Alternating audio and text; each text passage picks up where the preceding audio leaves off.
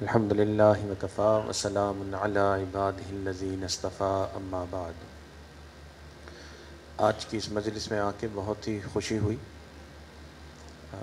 چند دن پہلے اس امہ ویلفیئر ٹرسٹ کے 2 عہدیداران سے ملاقات ہوئی، اور اس میں سے ایک یہ بزرگ جو یہاں چل رہے تھے، اور ایک ان کے ایک اور ساتھی بلال بگٹی صاحب اور عبدالرزاق صاحب، ان سے ملاقات ہوئی۔ انہوں نے مختصر تعارف کروایا اس امہ ویلفیئر کا، اور جیسے اور دوسرے ویلفیئر ٹرسٹ ہوتے ہیں، یہ بھی انہوں نے کیونکہ 2-3 چیزیں بتائیں تو میں یہی سمجھا کہ یہ شاید اسی طرح کی ایک آرگنائزیشن ہوگی۔ آج یہاں آیا ہوں اور جو شعبہ جات دیکھے ہیں اور جو ان کی کارکردگی دیکھی ہے، واقعتاً میں اس نتیجے پہ پہنچا ہوں کہ یہ ہر ایک اس شخص کے لیے سعادت ہے کہ اس امہ ویلفیئر ٹرسٹ کے اندر شمولیت اختیار کرے اور کسی نہ کسی طرح سے اس کی خدمت میں اپنے آپ کو لگائے۔ اتنے سارے شعبے اور اتنی ساری مختلف جہتوں پہ کام کرنے والا، اس عاجز کی نظر میں تو کبھی کوئی ایسا ٹرسٹ گزرا نہیں ہے کہ ہر طرح کی خدمت کر رہے ہیں، لوگوں کے گھر بنانے سے لے کے، مسجد بنانے سے لے کے، مدرسے بنانے سے لے کے، اور لوگوں کی خدمت عید پہ اور گوشت کے ذریعے سے، پھر اس کے بعد اتنی زبردست ہیلتھ سروسز کہ پاکستان میں ڈائلسس سینٹرز بنانا، کیٹریکٹ کا کام کرنا، پھر ہسپتال بنانا، پھر اس کے بعد اتنے سارے ملکوں میں جانا، افریقہ میں جا کے اور کنویں کھدوانا، یہاں ہمارے وانا کے اندر جا کے دین کا یہ خدمت کا کام کرنا، مطلب ایسی اتنی جہت پہ کوئی اور ویلفیئر ٹرسٹ میری نظر سے تو گزرا ہی نہیں ہے۔ حیرانگی کی انتہا رہ گئی آج کہ جس طرح کا کام یہ لوگ کر رہے ہیں، اور واقعتاً ان کے ساتھ جڑ جانا ہی بہت ہی بڑی سعادت کی بات ہے اور بہت ہی بڑی نیکی کے اندر شامل ہو جانا ہے۔ تو اچھے کام ہر جگہ ہو رہے ہیں، مگر اچھے کاموں میں یہ ایسے محسوس ہوتا ہے کہ بہترین کام یہاں پہ ہو رہا ہے۔ اس کے ساتھ ساتھ انہوں نے ترکی میں شام کے جو مہاجرین ہیں ان کی خدمت کے لیے بھی انہوں نے اپنا کام کیا۔ ہر جگہ جہاں ضرورت مسلمانوں کو ہوئی ہے، یہ امہ ویلفیئر ٹرسٹ ایسا لگتا ہے وہاں پہنچا ہے، اور غالباً یہ ان حضرات کی اخلاص ہے، اور جو ان کے بانی تھے حضرت مفتی نظام الدین صاحب رحمۃ اللہ علیہ، یہ ان کی دعائیں ضرور ہیں اس پورے اس ٹرسٹ کے پیچھے کہ یہ ٹرسٹ اتنا سارا کام کر رہا ہے۔ کسی کی خدمت کرنا یا کسی مسلمان کی مدد میں لگ جانا یہ چھوٹا عمل نہیں، اگر دیکھا جائے تو بہت بڑا عمل ہے۔ حدیث پاک میں آتا ہے انسان جب دوسروں کے کاموں میں لگ جاتا ہے، اللہ تعالیٰ اس کے کاموں میں لگ جاتا ہے۔ تو یہ سیدھی بات ہے کہ آج جنہوں نے اپنا حصہ اس میں ڈال دیا، انہوں نے اپنی آخرت تو بنا لی، مگر انہوں نے اپنی دنیا کو بھی آسان کر لیا ہے۔ تو اس لیے میں خود آپ سب سے بھی گزارش کروں گا جو ادھر آئے ہیں، اور اپنا بھی ارادہ کر رہا ہوں کہ جس حیثیت سے جو مدد اس ادارے کی ہو سکے گی انشاءاللہ کرنے کا پورا ارادہ ہے۔ اس کے ساتھ ساتھ یہ ایک بڑی خوشائند بات ہے کہ صرف یہ نہیں کہ غریب تنگ دست بیمار لوگوں کی مدد کر دی، مگر بلکہ ساتھ ساتھ غریب لوگوں کو اپنی روزگار کمانے کے ذرائع فراہم کر دیے، یہ اس سے بھی بڑی بات ہے۔ حدیث پاک میں آتا ہے نبی علیہ الصلوۃ والسلام کے پاس ایک صحابی آئے اور انہوں نے آ کے گزارش کی کہ جی میری کوئی مدد کر دیں۔ نبی علیہ الصلوۃ والسلام نے فرمایا کہ تیرے پاس کچھ ہے؟ اس نے کہا کچھ بھی نہیں ہے۔ آپ نے فرمایا پھر بھی کچھ تو ہوگا تیرے پاس؟ اس نے کہا جی ایک پیالہ ہے میرے پاس، ایک تکیہ ہے۔ تو نبی علیہ الصلوۃ والسلام نے فرمایا بس وہ پیالہ اور تکیہ ہی لے کے آ جا۔ تو وہ صحابی گئے اور اپنا پیالہ اور تکیہ لے کے آ گئے۔ فرمایا کہ جا اس کو جا کے بازار میں بیچ دے۔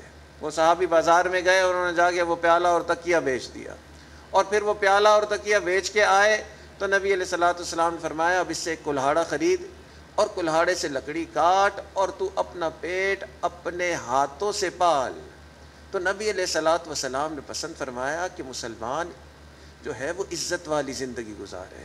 تو اور جتنے شعبے ہیں اس کے علاوہ انہوں نے یہ بھی ایک ترتیب بنا لی کہ جی مسلمان جو تنگ دست ہیں، یہ نہیں کہ صرف ان کی مدد کر دی، ایسے ذرائع بنا دیے کہ جس کے ذریعے سے وہ یہ تنگ دست لوگ جو ہیں وہ اپنے روزگار کا بندوبست کر سکے۔ تو آج یہ رکشوں کی بھی انشاءاللہ یہ جو ضرورت مند ہیں ان کو دیے جائیں گے۔ اس سے پہلے ہمارے جو اور علاقے ہیں اور اندرون کے علاقے ہیں، ابھی میں دیکھ رہا تھا کہ ڈونکی کارٹس یعنی یہ جو گدھا گاڑیاں ہیں ان کی بھی انہوں نے تقسیم کی، اور اس کے ساتھ ساتھ اور دوسرے ذرائع روزگار کے وہ بھی فراہم کیے۔ تو بہترین کام ہو رہا ہے۔ سچی بات یہ ہے کہ آج آنکھ کھلی، حیران ہو گیا میں کہ ایسا کام بھی ہو رہا ہوگا اتنی جہتوں پہ، اور ایسا نہیں ہے کہ کوئی بہت مشہور اور پوری دنیا میں ایسی کوئی وہ، ایسا لگتا ہے ایک خاموشی سے اور بہت ہی زیادہ توجہ کے ساتھ اخلاص کے ساتھ یہ کام ہو رہا ہے۔ تو واقعی دل سے دعائیں بھی نکل رہی ہیں اور دل میں شوق بھی پیدا ہو رہا ہے کہ اس اچھے کام میں ہم خود بھی شامل ہو جائیں۔ اللہ تعالیٰ ان سب کو جزائے خیر عطا فرمائے، اللہ تعالیٰ اپنی رحمت کا سایہ عطا فرمائے، اور اللہ تعالیٰ ہم سب کو بھی اس کام میں جڑنے کی توفیق عطا فرمائے۔ وآخر دعوانا ان الحمد للہ رب العالمین۔ گزارش ہمارے ان اسپیکر صاحب نے یہ کی تھی کہ کچھ نعتیہ کلمات بھی سنا دیے جائے، تو نعت کے چند اشعار آپ کی خدمت میں عرض ہیں۔ جی درود شریف پڑھ لیجیے۔ اللہم صلی علی سیدنا محمد وعلی آل سیدنا محمد وبارک وسلم۔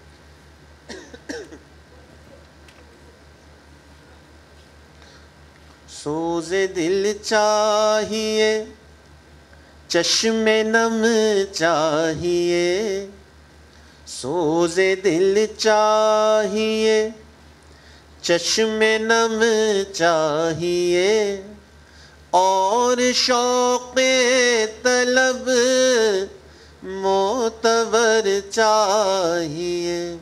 سوز دل چاہیے، چشم نم چاہیے، اور شوق طلب معتبر چاہیے۔ ہو مدینے کی گلیاں میسر اگر، ہو مدینے کی گلیاں میسر اگر، آنکھ کافی نہیں ہے نظر چاہیے۔ ان کی محفل کے آداب کچھ اور ہے، لب کشائی کی جرأت مناسب نہیں۔ ان کی محفل کے آداب کچھ اور ہے، لب کشائی کی جرأت مناسب نہیں۔ ان کی سرکار میں التجا کے لیے، ان کی سرکار میں التجا کے لیے، جنبش لب نہیں چشم تر چاہیے۔ سوز دل چاہیے، چشم نم چاہیے، اور شوق طلب معتبر چاہیے۔ میں گدائے در شاہ کونین ہوں، شیش محلوں کی مجھ کو تمنا نہیں۔ میں گدائے در شاہ کونین ہوں، شیش محلوں کی مجھ کو تمنا نہیں۔ ہو میسر زمیں پر کہ زیر زمیں، ہو میسر زمیں پر کہ زیر زمیں، مجھ کو طیبہ میں ایک اپنا گھر چاہیے۔ سوز دل چاہیے، چشم نم چاہیے اور شوق طلب معتبر چاہیے، ہو مدینے کی گلیاں میسر اگر، ہو مدینے کی گلیاں میسر اگر، آنکھ کافی نہیں ہے نظر چاہیے۔